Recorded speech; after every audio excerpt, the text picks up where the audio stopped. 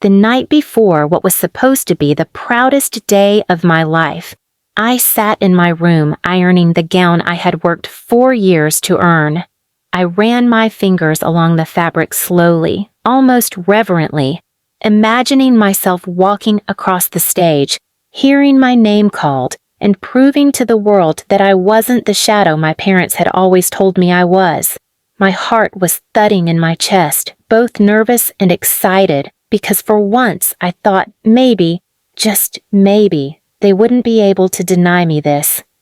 But I should have known better. The door swung open without a knock. My mom stood there, her eyes glinting with something I couldn't quite place at first.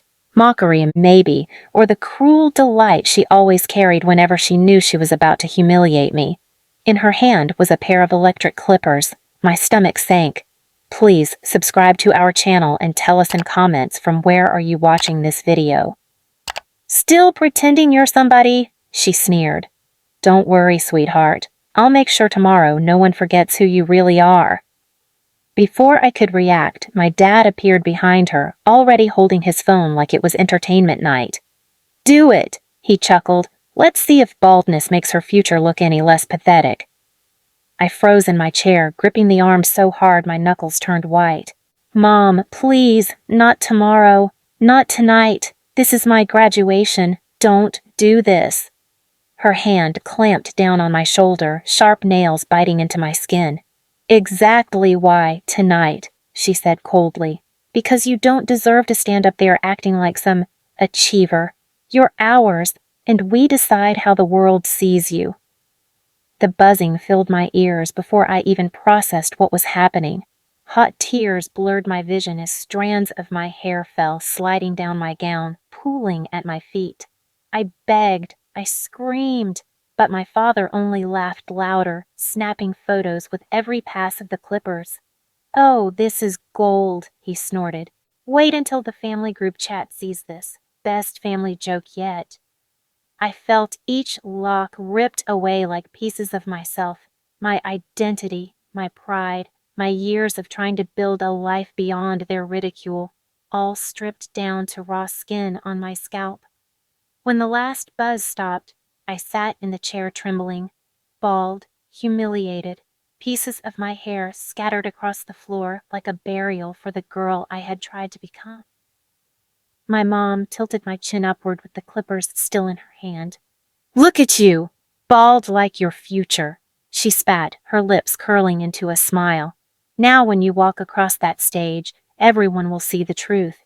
Failure, plain as day." And then my dad stepped beside me, crouching just enough to shove his phone in my face for a final photo. The flash seared into my teary eyes. "Perfect," he laughed, satisfied. "Tomorrow they'll clap for your degree but laugh at your head. Finally, you're good for something. Comic relief." That night, I didn't sleep. I lay on my bed, scalp raw, pillow damp with tears. Every time I closed my eyes, I heard their laughter echoing, saw my reflection in the mirror. My face small, pale, my head bare, like I'd been stripped of my very humanity. But somewhere between sobs, a thought flickered, dangerous and sharp. If tomorrow was supposed to be their joke, then the real punchline would be mine. And I promised myself this would not end with me broken. The morning of graduation, I sat in front of the mirror, my fingers brushing across the bare skin of my scalp, every touch reminding me of what they had stolen. My cap and gown lay neatly folded on the bed, but even the sight of them felt poisoned now. What should have been my armor looked like a costume for ridicule. Behind the door, I heard them laughing. My dad's voice carried, loud and taunting. "She's probably staring at herself, trying to glue the hair back on." And my mom's response, colder, sharper. "Let her. The world should see her for what she is. Nothing. A bald, pitiful nothing. That degree doesn't make her more than what she was born as." I clutched the edge of the dresser so hard it almost splintered beneath my nails. Every word cut deep, but I swallowed the anger because I knew if I showed it, they'd win. I told myself to just make it through the day. Just walk that stage, take the diploma, and leave. That was the plan. When we arrived at the ceremony, heads turned immediately. It was impossible to hide my bald scalp under the mortarboard cap. It wobbled on my head like it didn't belong. Whispers started almost instantly, small, sharp arrows fired from every corner. Did she do that on purpose? Looks like a joke. God, I'd die before walking like that. My sister, always the golden child, smirked as she brushed past me in her own gown. She leaned close enough for me to hear and whispered, "Careful not to blind the audience when the lights hit your shiny head." Then she glided forward, laughing with her friends. I tried to focus on the stage, the sea of chairs, the banner that read, "Congratulations, graduates." But the world felt smaller and darker with every passing minute. My parents didn't sit quietly in the crowd. They thrived in the attention. I saw my dad raise his phone, zooming in on me, making sure he didn't miss a single moment of my shame. My mom leaned toward the family in the row behind them, saying loud enough for me to hear, "We shaved her ourselves. Best laugh we've had in years." Their chuckles joined hers like a chorus of cruelty. My heart pounded so hard I thought it might crack my chest open, but I walked when they called my name. My legs felt like they weighed 100 pounds each. I stepped onto the stage, the cap tilting awkwardly, the harsh lights exposing the sheen of my scalp. Gasps rippled through the crowd, then laughter. Not polite, not kind. Real laughter. I heard it, I felt it, and in the middle of that wave of humiliation, my dad's voice pierced through like a blade. "Bald like her future!" he bellowed, loud enough for the microphone to catch it. The audience roared with laughter, not knowing it was deliberate cruelty, not realizing this was a family tearing one of its own apart. The dean tried to smile, tried to mask the tension, but even his eyes lingered too long on my head before handing me the degree. My hands trembled as I reached out, but before I could step away, I saw movement in the front row. My dad had gotten up, walked forward, and with a theatrical flourish, he ripped the degree out of my hand. "You think a piece of paper makes her someone?" He jeered to the crowd, holding it up like a prize. Then, with both hands, he tore it straight down the middle, the sound of paper ripping echoing across the hall. The audience gasped this time.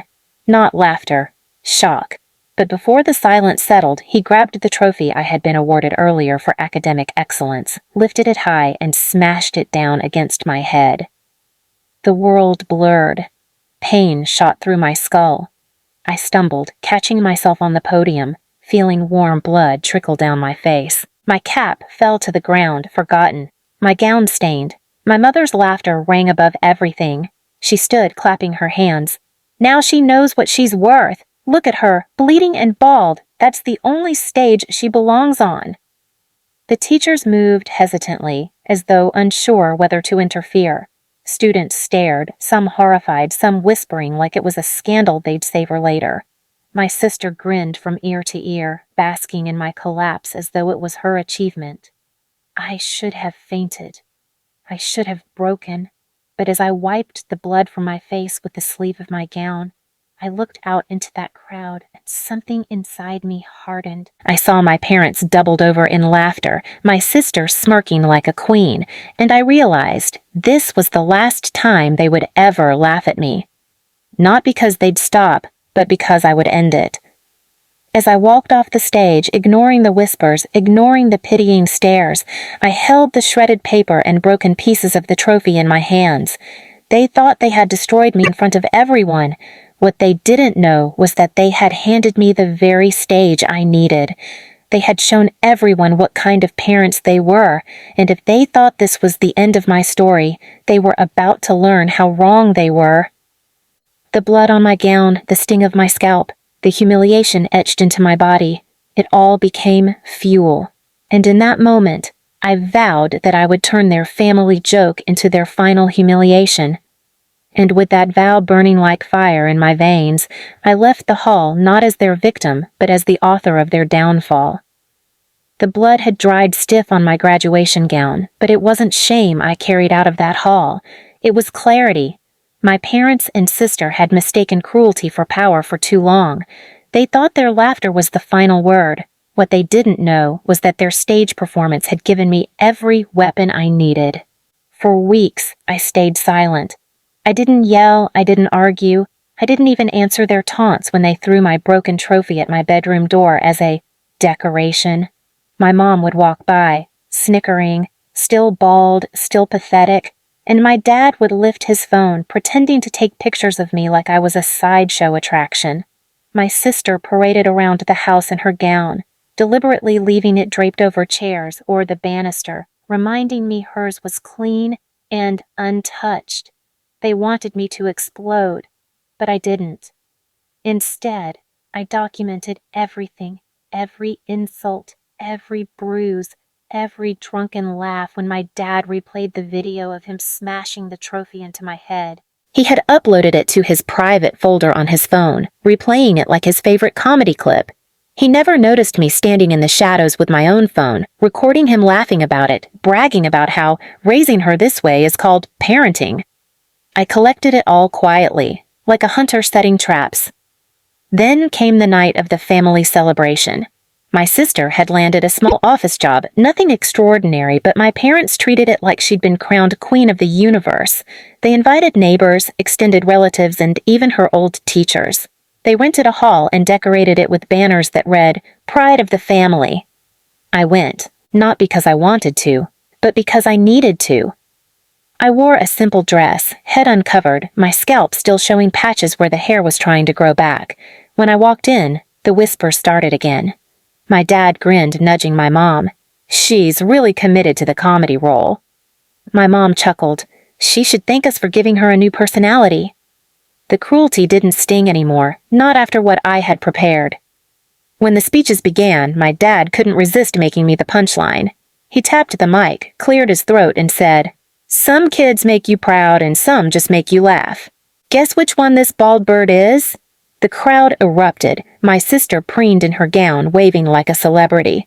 I waited, calm, and then, when the laughter simmered, I walked up to the mic. At first, people thought I was going to defend myself. My mom muttered, "Oh, here comes the pity show." My dad smirked, pulling out his phone again to record. But I didn't beg. I didn't plead. I pressed a button on my phone, and the speakers in the hall filled with my father's voice. "Bold like her future!" His recorded words thundered across the room. Gasps spread through the crowd. Before they could process, the next clip played. My mom's laughter, her words clear. "Now she knows what she's worth. Bleeding and bald, that's all she'll ever be." Then another clip, my sister sneering at me before graduation. "Careful not to blind the audience when the lights hit your shiny head." The hall went silent.